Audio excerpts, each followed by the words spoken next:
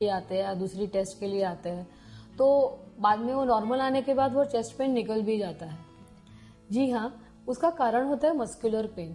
Every time हमारे heart में जो पेन होता है वो डेफिनेटली हार्ट रिलेटेड होता है ऐसा जरूरी नहीं है।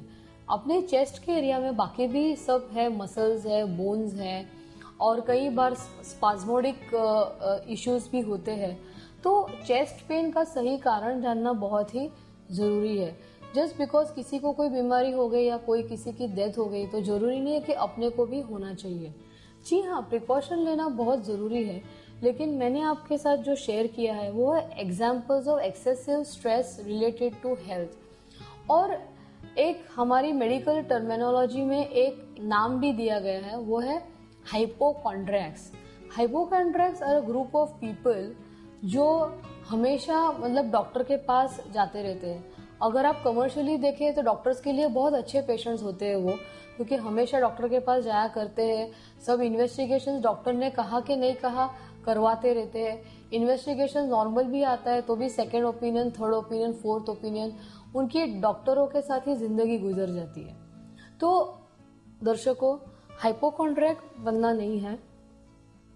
डॉक्टर बेसिकली की ज़रूरत हमें लिमिटेड ही रखनी चाहिए, क्योंकि अगर हम प्रिवेंशन पे फोकस करते हैं, अगर हमारी लाइफस्टाइल सही है, अगर हमारी डाइट सही है, हम एक्सरसाइज करते हैं, तो हमारे अंदर ही एक बहुत बड़ा डॉक्टर है जो है रोग प्रतिकार शक्ति, that is our immune system. अगर उसको हम स्ट्रांग और पावरफुल बना दे तो वो उसमें ही पूरे रोग को लड़ने की शक्ति है।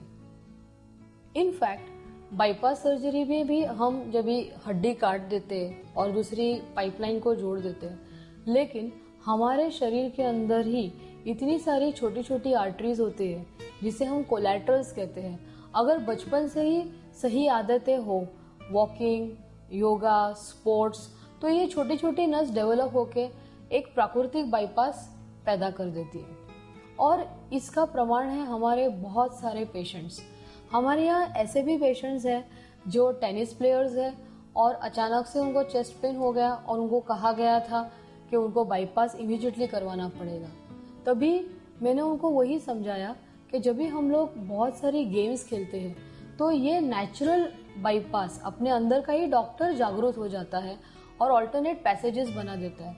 ऐसे लोग सिर्फ लाइफस्टाइल चेंजेस और मेडिकेशन से अच्छी तरह से जिंदगी जी सकते हैं।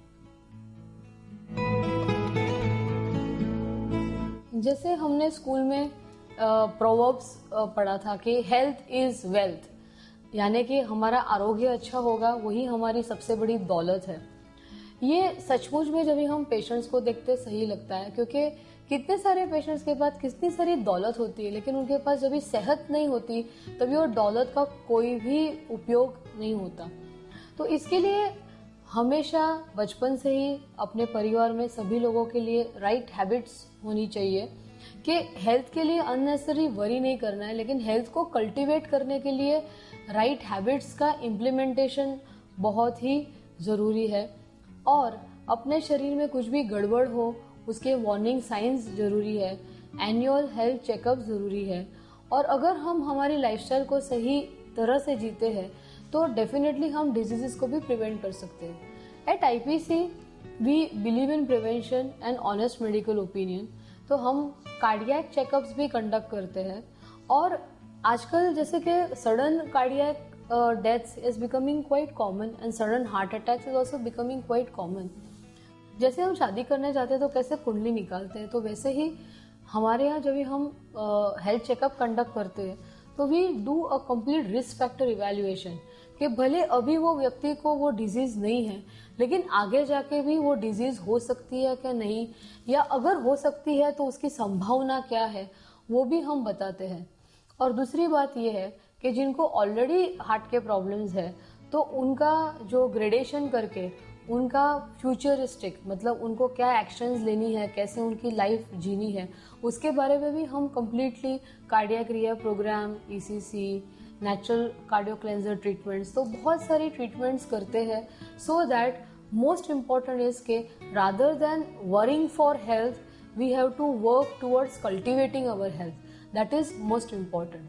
आजकल जिस दौर में हम जी रहे हैं, health definitely has become a cause of concern, क्योंकि बहुत ही यंग एज में बहुत सारे प्रॉब्लम्स डेवलप हो रहे हैं। और लास्ट बट नॉट लीस्ट एक इम्पॉर्टेंट मुझे चीज़ बतानी है कि अगर हमें हेल्थ रिलेटेड स्ट्रेस को टालना है तो naturally we have to stay healthy. और आजकल जिस तरह से पोल्यूशन और जिस तरह से हम इम्प्योरिटीज़ देखते हैं पानी में, फूड में, तो हमारे फूड के साथ साथ सप्लीमेंटेशंस, एंटीऑक्सीडेंट्स भी उतना ही ज़रूरी है, क्योंकि हमारा जो फूड है उसमें पूरी तरह से हमें विटामिन्स और न्यूट्रिएंट्स भी नहीं मिलते। तो आजकल हेल्दी रहने के लिए सप्लीमेंटेशन ऑफ मल्टीविटामिन्स जैसे कि vitamin A, vitamin D, vitamin E, vitamin B is very important. अगर ये सप्लीमेंटेशन हो और after the age of 40 calcium और मैग्नीशियम का सप्लीमेंटेशन हो and along with this as I told you that antioxidants, तो डेफिनेटली आप बहुत ही हेल्दी रहेंगे and I am sure you will beat the stress related to health. Thank you very much. युक्ताहार विहारस्य युक्तचेष्टास्य कर्म